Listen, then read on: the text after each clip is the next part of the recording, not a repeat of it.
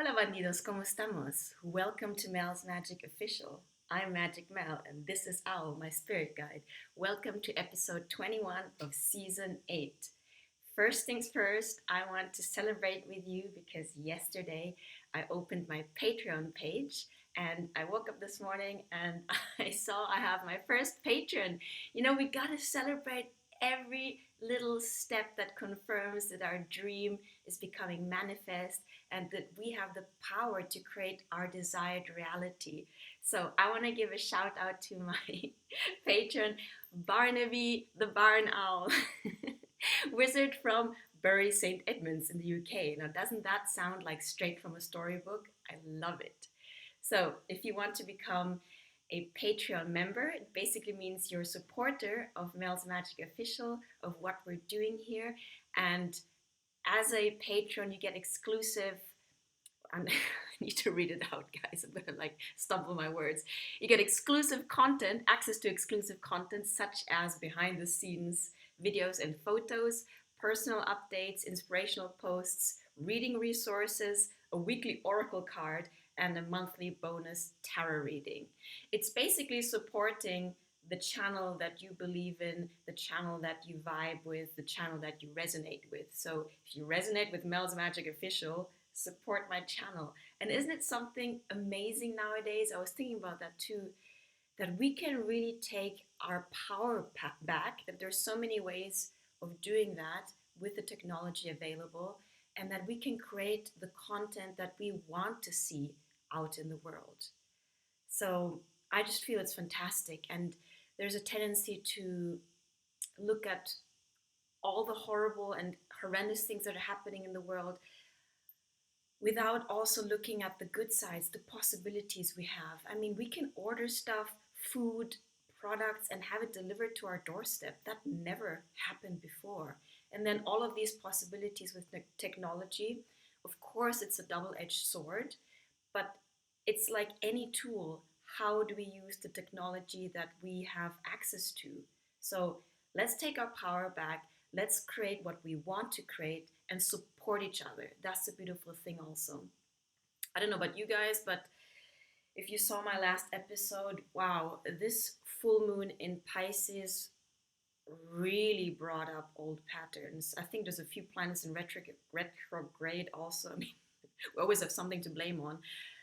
But this super full moon caught me off guard in the sense that I got so triggered um, by a family member, and I wanted to post that video because I want to show you also that, first of all, that you notice the difference in vibration when I'm in a low vibration, how that comes across. When I'm back to my baseline vibration, which is joy, like now, how that comes across, because vibrations can be felt, emotions can be felt. The world looks different when we feel down, and the world looks different when we feel expansive and joyful. So check that with yourself. It's a real thing. It's a perception shift. And also I wanted to show you that I'm just human and I move through my own struggles, and it's not a weakness to show that you're struggling, that you're vulnerable, that you're going through stuff. Quite to the contrary, I feel that is what unites us. We don't want to see anymore just the facade of things. We want to connect to each other, isn't it? So the full moon in Pisces, it's so ironic because I spoke to you also about existential kink and how it's uncomfortable to take full accountability of everything we're creating, and how people appear the way we imagine them to, or in the way that we tell ourselves the story to be. So, for example, somebody can tell you something and it's just neutral, it's just a comment, but it will trigger whatever is already present in you. So, in my case, my unconscious story or my lingering fears and doubts and shameful emotions that still had to be integrated. I was also surprised at that. They came to the surface. I projected them and interpreted that message of my family member to confirm my unconscious beliefs, my unconscious fears, my unconscious feelings of shame. So the trigger is never at fault. The trigger just brings to surface is an opportunity for us to become aware of our unconscious beliefs, of the story we're telling ourselves, of the way we talk to ourselves. And stuff is coming up now for us to look at it with awareness and release. And I must say that I didn't handle it in the most mature way. I didn't respond, I reacted. And like existential King Carolyn Elliott says, I almost enjoyed the emotional turmoil of it all in a weird masochistic way. It was familiar. It was a familiar where, excuse me, my nose sometimes itches because I feel my spirit guides are around. The familiar story of our critic, of our self-beating, is in a weird subconscious way, it feels good. Like we relish, or I'll take it on me, I relish in that self-flagellation. It sounds bizarre, but it is what it is. So I had to really shed light on that and ask myself, does this still serve me? I'm not only hurting myself, I'm hurting the other person. When I hurt the other person, I'm hurting because we're connected and we care for each other. So does this story that I'm perpetuating with my own reactions still serve me? Or am I finally ready to release it and to, first of all, shed light on it? And what is light anyway? If we think about it, light is consciousness, and consciousness is love. The higher vibrations, the higher we go, the more love is present. And only love is really powerful enough to transmute the density of these lower vibrations of shame, of powerlessness, of guilt, of fear. The amount of guilt I've been carrying in my life, it's so heavy, and it just festers. I feel when guilt initially comes up, it's an opportunity for us to become self-aware and to course correct. But if we let it linger and just fester, it eats away at us, at our self-esteem, at our power to act in a different way. So guilt is a heavy one that I had to release. And I looked at the story I was telling myself. It brought up these, I'll share a little bit with you because you might be able to identify with it if I could only read my own writing. I do morning pages from The Artist's Way. I forgot her name now. Look it up, The Artist's Way. The morning pages is a big aspect of it. It's kind of venting onto the page, externalizing our thoughts, so it's out and not, again, festering in our mind. So what was brought up was this feeling of not doing enough, of not being enough. It brought up the fear of confronting the possibility of losing this family member also. And it's almost like I don't want to confront that fear and that deep pain, so I reject it. I'm angry. And anger is often a cover emotion. Anger is it defends our own sense of powerlessness and inadequacy and feelings of guilt. So look under your anger. Usually if you drop down through your anger and look what's underneath, there might be feelings of shame and guilt and inadequacy. Look into it. So my anger, my retaliation in the moment was actually covering up these deep-seated emotions of shame and guilt. Yeah, my shame of being gifted this beautiful place and still not running the show independently, which also made me think, are we really ever fully independent? Isn't that just another story of our ego? Isn't it more humble to accept that I'm never fully independent? Because what does that mean? I'm not an isolated being. I mean, first of all, my family created me, my family supports me, the postman brings a post, the people at the supermarket I depend on the internet, whoever invented the internet. I depend on so many human beings. And isn't that a beautiful thing to know that we all depend on each other? that I depend on someone who's at the other side of the world producing the food that I'm consuming, transporting the food that I'm consuming. The building material of this house, somebody made them, somebody built this house. Even the money that comes in, it comes from different people, different sources. Isn't that a more interconnected way of looking at things? Isn't it an illusion to think that we're truly independent? You know, I'm setting up these different accountability groups with my coach. We meet on a weekly basis on Monday to check in with ourselves and to go through material of the best fucking coaching course we took earlier this year to again refresh our memory. I want to set up another accountability partner for my creative side, because being accountable to each other makes us responsible to each other. I'm not saying responsible for each other, that's a different thing, but saying, hey, my actions impact you. What I do or don't do impacts you. Isn't that a beautiful thing, to support each other?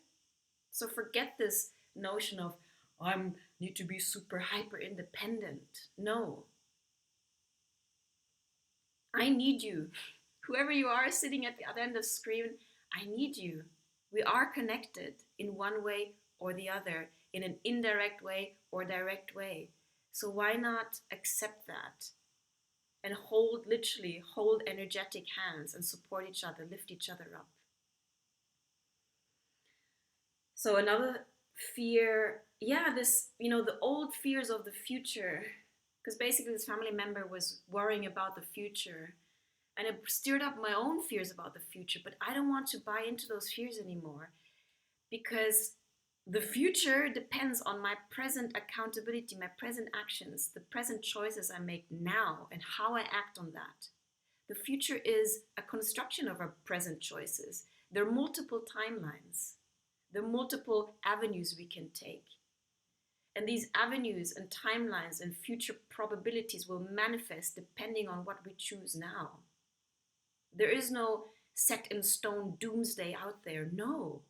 Depends on how we act, depends on what we believe, depends what we invest in, depends on what we support, who we support, what thoughts we think. Let's take accountability, let's take our power back. What else? Yeah, I also felt this old guilt story of, everything that this family member sacrificed for me to be here. But I'm also like, you know what?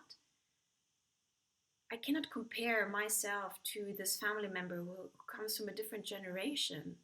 I have my own struggles. I'm a continuation of her story. I'm here to create something different. I'm here to transmute the trauma and the baggage of our family lineage, to create something completely different, to alchemize all of the pain and the heaviness. And yes, to be aware of the sacrifice and to respect that and to bow to it, but not to make me feel more guilty, because it doesn't serve me. I need to liberate myself from that and move forward with a different spirit. So at the basis of it, what got steered was shame, fear, and guilt. Now, how do we deal with that? First of all, thank goodness I have more awareness than before. And although I reacted in that moment, I am able to sit with it now and meditate and look at it from a wider awareness, because when we're in the moment and I so identified with these old emotions and patterns, we get swamped up in it. But the practice lies in creating an awareness that allows for these heavy emotions to be there, but to also realize that we're bigger than these emotions. That's where meditation comes in. That's where the practice comes in. I am not those emotions. They're running through me. The story runs through me. It's an old story I can release. I can observe and release. And maybe I need to release it several times, especially if it's a deeply ingrained old story that I have for a long time identified myself with. But I'm bigger than that. So let me know how this full moon affected you, because we're not, again, isolated beings, and often what we go through independently, separately, somebody else is going through at the other side of the world. So why not share that and make each other feel that we're not alone going through these difficult emotions. And again, in this ascension process, which is all about reclaiming our light, reclaiming our love, coming back into unity, into coherence, into wholeness, it's happening faster now at a swifter pace so we can look at it and integrate it faster. And you have the power to do it. Go back into the bigger loving awareness that you can connect to. Resource yourself through source. And if needed, through other people. You know, on Friday, I was feeling really, really vulnerable. And there's a fine line between, okay, do I need to sit with it on my own and face it and move through it on my own? Okay. Or do I need to be held by other people and open myself, show that I'm vulnerable to other people? It can be both, one and the other. I'm proud of myself because my initial instinct was to, it's never comfortable to deal with difficult emotion, is it? Our first instinct is probably to deny it, reject it, self-soothe with alcohol, with cigarettes. I mean, I used to do that. First thing in the past to deal with my anxiety was grab a cigarette. That perpetuated the anxiety, actually. Or alcohol. Alcohol is very tempting because it has a kind of, excuse me, in the moment, weird calming effect that puts the emotions down, but just represses the emotions. And they come back with a vengeance and a hangover and dependence on that substance.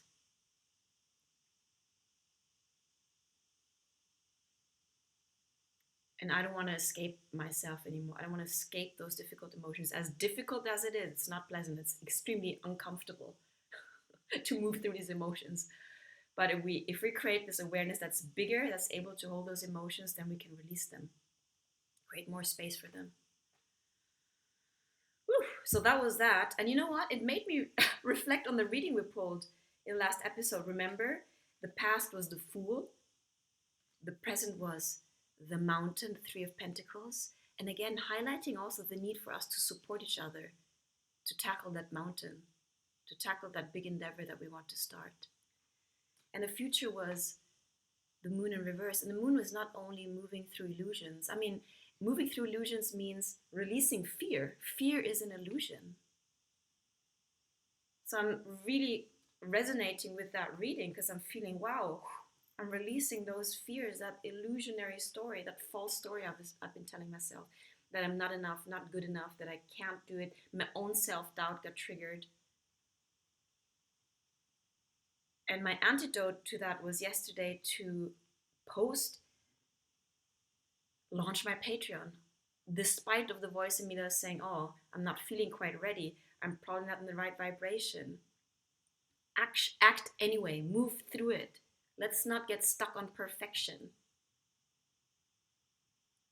Let's act and look at the reward this morning at my first Patreon. We have so much power, guys. We've got to step out of the mind, and acting is one good way of coming back into the present moment, right here, right now. How can I act regardless of these emotions, regardless of the heaviness I'm feeling? Because with acting, I'm showing that I'm powerful and that I'm creating something that I believe in, even if in the moment I don't believe in it, because I didn't feel strong yesterday, guys. I didn't. But we moved through it. Yeah? So how long is this video? 19 minutes. I want to pull a different, let's pull a different reading here, because things are moving and shifting fast. What do you want to use? Should we use the witches, or let's use the witches? Yeah. I know you're a sorceress too, a sorcerer or a sorceress, because we all come from source, which is the big sorcerer or sorceress. It's a funny one. You know, the universe doesn't make a mistake. I also want this platform to be a platform of upliftment, of building community. Through my Patreon, I also want to create a sense of community here, to show that, hey, there's someone out there who's feeling the same, who's going through the same, and we're here to support each other. We're here to bring out the best in us, but to also not deny the shadow aspects as we move through them. Not to deny the difficult emotions as we move through them. I'm not about what do you call that? Toxic positivity, where we deny the heavy emotions. No, I'm sharing when I go through heavy stuff too. But let's move through it and choose again, what can we be grateful for? How can we look at the silver lining? How can we learn from this? Because everything still, at the end of the day, happens for us, not to us. It's easy when we feel down to go back into victim mode and feel that the world is working against us. No, everything serves us. It's making us stronger. Repeating patterns is a new opportunity for us to respond differently. And if need be, release it again over and over until it's totally alchemized and transmuted through love. That's why I also told you, if you're part of our patron tribe, it's Magic Mel and the Love Rebels. Because you know what? To love is a revolutionary and a rebellious act. To love yourself, and I mean in the biggest sense, to honor yourself as a powerful and beautiful being, regardless of your gender, regardless of what you identify with, masculine, feminine, both. The universe has made no mistake in creating you. And if you're here on this planet right here, right now, which you are, because you're watching, you have purpose. You're here for a reason. You matter. And that purpose doesn't have to be this grandiose, I'm going to change the world. I mean, please do, through your own light. But it can be just through a word you say, a conversation you have with someone, a smile you give to someone, a kind act in your daily life, the way you show up for yourself. Because even if no one is around you, God, source, the universe sees it. Any act out of love, self-compassion matters. Okay? So your transmutation of your own energy matters because it filters back into the collective. That being said, Magic Mel, let's move on. Owl is like, hey, Owl is in the spotlight too now. I fixed the lighting. You know, I like this DIY setup, which is another reason, you know, it doesn't have to be fancy. Just press record, launch it. Don't wait till everything is perfect. Don't wait until you have the money. Just start. Get the ball rolling. All right. Whew. What should we do? Let's do a little past, present, future, and see what the challenge opportunity is and message of your soul. It might be a little bit long, but why not coconut? Vamos, as long as my computer doesn't glitch. Okay. Connecting with my Asga team and your Asga team. What message do you have for us, dear Asga team? I know you're supporting us. You're supporting us with every step moving forward. Thank you so much. What's the past energy that we're leaving behind that no longer serves us? Thank you so much. Super full moon. Apparently the next super full moon is in 2037, so you'll still go outside and have a peek at her. And use this energy to release stuff, really.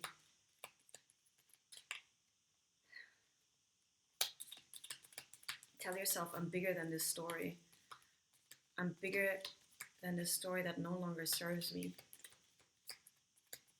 I see the shadow. I see those shadow aspects that just require more loving awareness of me. And I'm ready to release it. I'm ready to open up. Leave a void and allow something new to come in. Vale, venga. What's the past energy we've just moved out of, dear beautiful witches? Okay, one more. I'm gonna cut it in half. I'm gonna do a fancy, I don't know what you call that, shuffle. Can you hear that?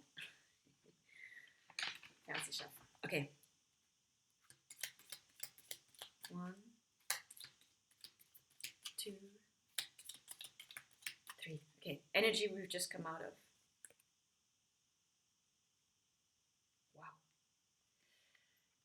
It's karma in the reverse. Look at that. Doesn't it just look like the supermoon? So basically, karma in this deck means judgment. It's judgment day. This is us holding hands like, whoa, finally releasing all that old heavy stuff. Karma in the reverse. So we've come out of resisting Judgment Day, resisting letting go of the old story.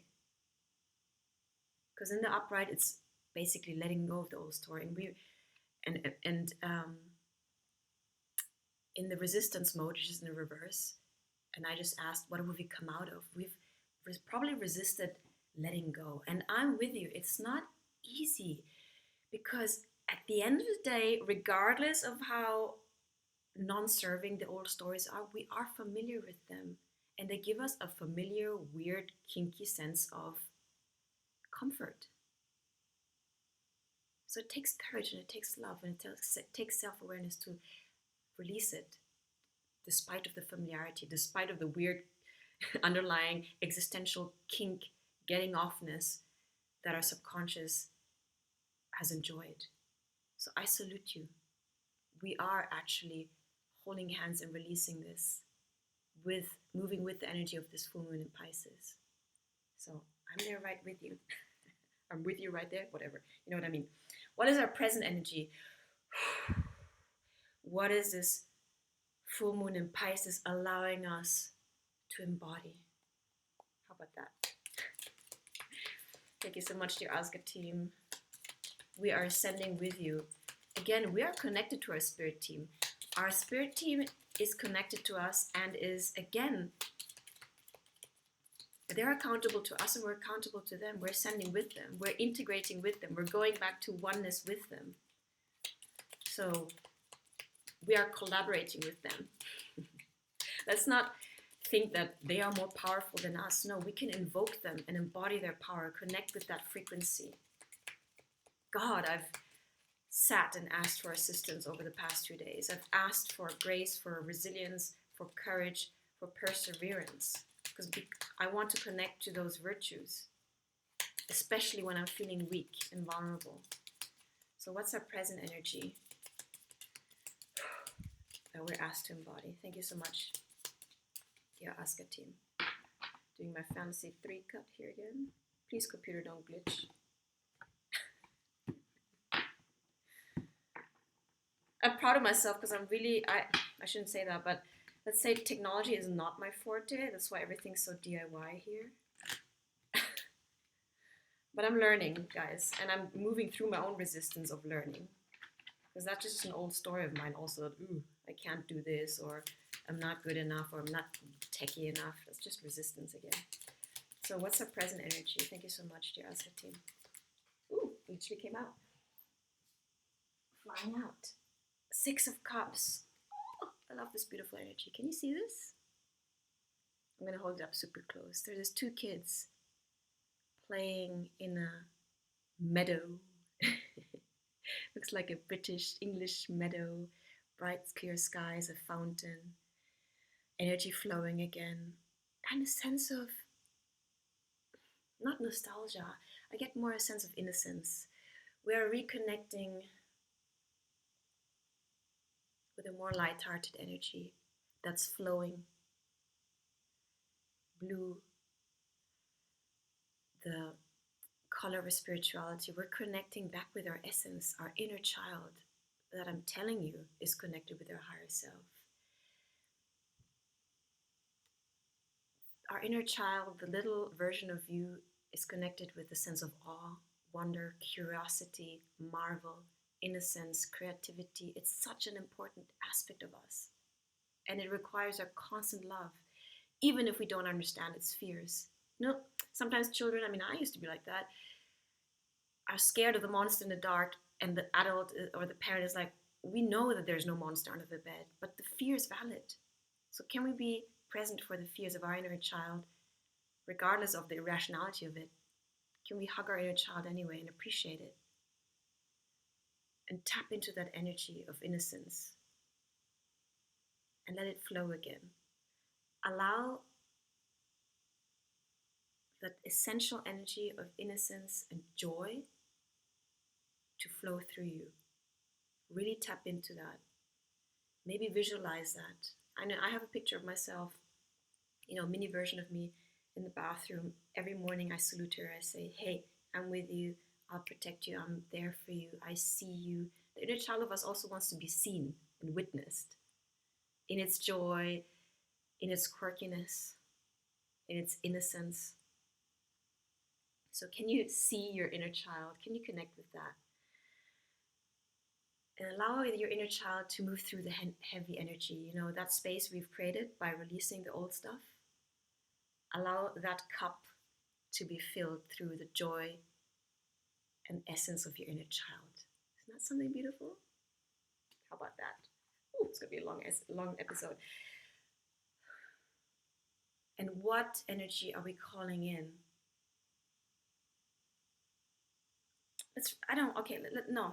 What does our soul want us to know? What does your soul want you to know? Bigger picture. Soul always has bigger picture. Our ego, we're like fretting in the moment, can't see the forest for the trees. But our soul, our higher self, has a bigger picture and knows that these obstacles, these challenges, is just part and parcel of the journey that is making us who we need to be to become who we are here to become, the full version of ourselves, the more soulful, authentic version that can shine that light that is at the essence of you. So, what does your soul want you to know? Thank you so much, dear Oscar team. You're truly awesome and humorous. I'm also telling myself, talking about the inner child, let's bring the lightness back, because heavy.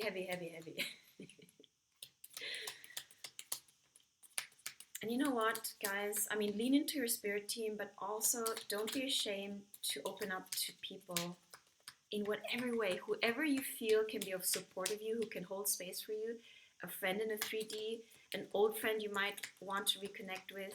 Let go of your pride, open up, say, hey, how are you doing? To be honest, I'm struggling. You'd be surprised how other people will open up to you and say, me too, I'm struggling also. Thanks for opening up. Or trust yourself to know where you can find the support that is useful to you. Yeah, but find that support. It's important. You don't have to struggle on your own. So what is our soul? What does your soul want you to know in this full moon in Pisces that we're moving out of through? Thank you so much, dear Oscar team, angel, spirit guides, gods and goddesses, and ancestors who are all like rooting for you and saying, good on you. You are breaking the chains, the bondage of illusion, of scarcity, of old paradigm thinking. You're the one liberating us. And we are, as we ascend and heal, we're sending that frequency back into our lineage. Everything is happening in the moment. The present moment creates the future and recreates the past, heals the past. So our ancestors are with us. What does our soul want us to know? Thank you so much. One more. There you go. What does our soul want us to know? Want you to know? 7 of Swords in the reverse. Beautiful. 7 of Swords is all about deceit, self-deceit, secrecy, withholding information, not being truthful, probably with ourselves first and then with other people. We're coming out of it. The reverse means we're coming out of it. So our soul wants us to know that this time of self-deceit, of lingering and wallowing in our shadow, with resisting stepping into our light, we're coming out of it. The self-deception is loosening its grip because we are aware enough. We're shedding the light of our loving awareness onto our self-deceiving stories and aspects, and we're integrating them into the light. Because what is shadow integration? It means bringing the shadow into the light, and light means love. It means not rejecting the shadow, not condemning the shadow, not judging the shadow, saying, I see you and I love you. That's powerful. So it's looking bright, guys. It's looking bright. And let's thank the full moon in Pisces also for bringing the shit up, because we can only transmute the heaviness if we're aware of it, and if we're aware of our triggers, and if we're aware of our old stories. That's when we can choose differently, make a more empowered choice. And the empowerment comes from being deeply connected with our true source and our true essence, the joy of our inner child and the love of source, of who we are all children of. We're a child of God, of the universe, whatever you want to call it. Yeah. So remember that. And with this, I shall conclude episode. Did I say 20 or 21? I get so confused with these numbers. In any case, we're on a roll, guys. Again, if you resonate with my message, hit like. It really means a lot to me. Gets the algorithm going. Subscribe to my channel and share with friends who you feel might benefit from this message. Okay? And if you want to be part of Mel's Magic and the Love Rebel tribe, join Owl and I on this more intimate setting of support also and community. Join my Patreon tribe. The link is in the description box of this video, and I'll see you there. More magic and accountability. It's me also being accountable to you to provide good quality content, and I'm going off in a ramble. That's it. Hasta la vista. See you soon. Stay grounded, grateful, and get the support that you need. And I'll see you for next episode, okay? Lots of love. Infinite gratitude and infinite love to you. Ciao.